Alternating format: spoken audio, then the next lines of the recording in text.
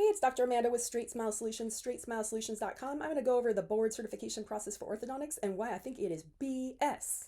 And why I purposely, if I were you, although my content is meant for doctors, I purposely stayed far away from that process. I'm an orthodontist, don't get me wrong, but I'm not a certified one, but I did it on purpose, and so has many other. And to be honest, the best orthodontists I've met are not the certified ones. Let me tell you why. And let me tell you why, if somebody was actually marketing that they were board certified, I would personally, potentially run the other way. I have yet to meet somebody who advertises it, who actually does the quality I do. I'm just saying, but people who practice the way I do don't advertise that they're board certified. They just say they're an orthodontist, because ultimately I don't even think I'm an orthodontist. I call myself a craniofacial orthopedist. I don't give a rat's ass about the tooth straightening test that people can choose to take to help their marketing.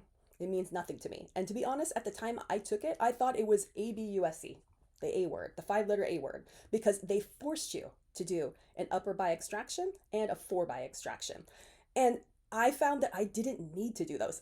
The only reason I would do one is if I did something wrong, because I didn't need to do them. It was such a one-off if I had one. It was a needle in a haystack, because I started my kids at a proper age, and I grew their faces and I grew their mouths and I worked on their airways. And no, I didn't get compensated for that part of it. But guess what? I'm going to go someplace good when I pass away. That's what I think, because I recognize the hypocrisy that was happening in residency. I saw it. I mean, I told you guys I'm on the autism spectrum. I see stuff before everyone else sees stuff. I see patterns. I notice things. But I realized when I started bringing stuff up, I got shut down. I got screamed at. I get yelled at. And the rest of the profession had barely caught up to me in terms of my vision for orthodontics. I kept pretty quiet for about a decade, and I did things within the rules, the rules, the Dental Practice Act, what the AAO says, what the ADA says. But I was very cautious.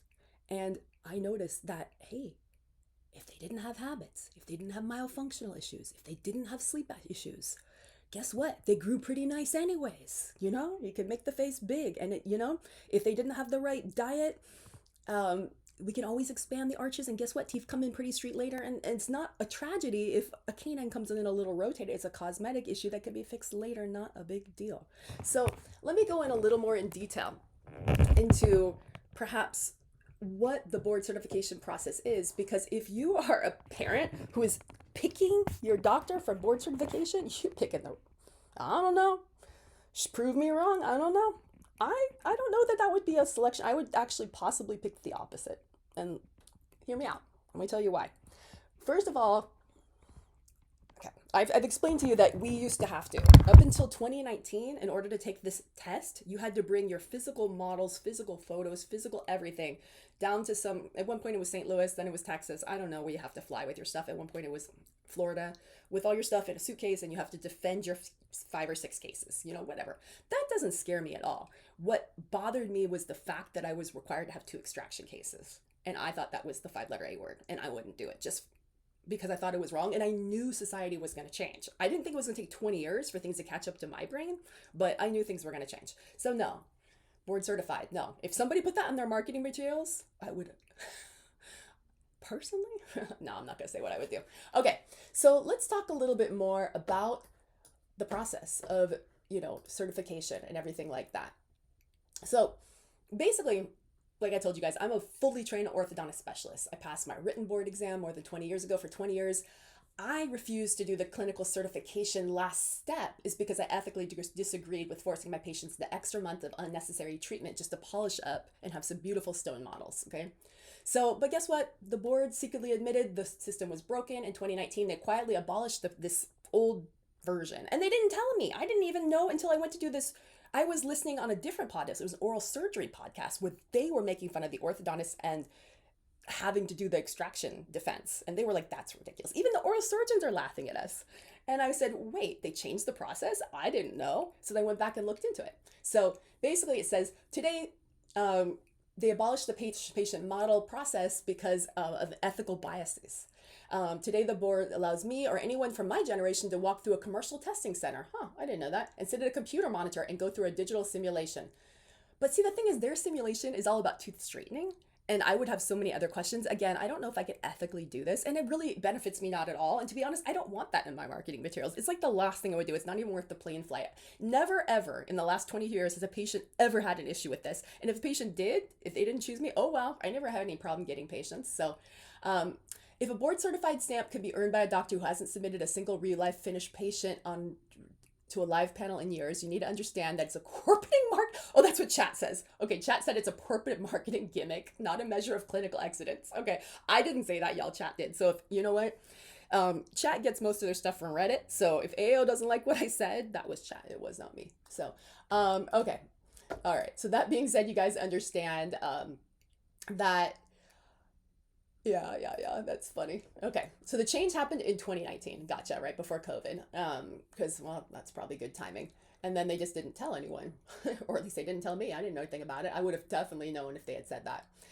They used to have a 7-year limit, so that's why I never even thought about it until I saw this. And it says now there's no timestamp. You can take it anytime, as long as you've taken the written portion and passed it. You don't even have to retake it. Hey, that's awesome.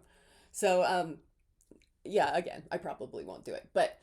Okay, the board knew, okay, more from chat, the reality check. The board knew that mid-career non-board certified orthodontists with flourishing practices had zero motivation to jump through the old hoop of collecting, tracking, and hauling fragile stone models across the country. By making this test sterile, standardized computer simulation, it heavily increased their test-taking money.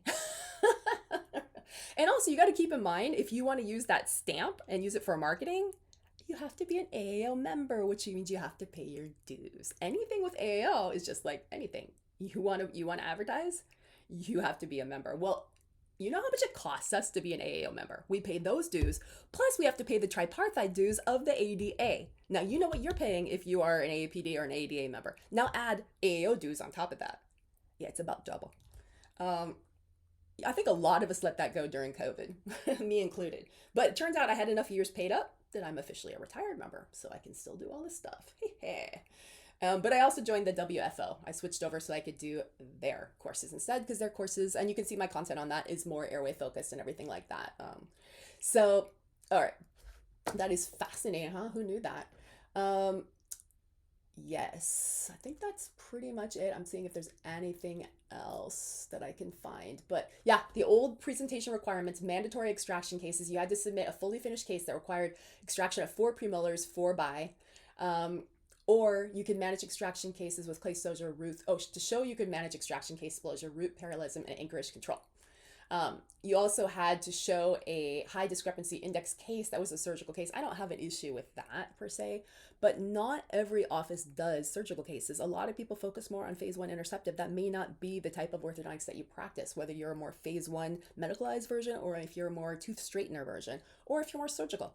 Not every orthodontist does everything and does everything well. People tend to focus on one different type because there's no way your staff, especially nowadays with staff, that's like almost impossible to get trained staff unless you're going to pay them like doctor salaries. I mean, yeah, it's really, really hard. So anyways, I just wanted to share that with you. Again, there was no disparagement here. This was just things were different. Things changed. Nobody told me things changed. I'm kind of surprised. I did not know things changed.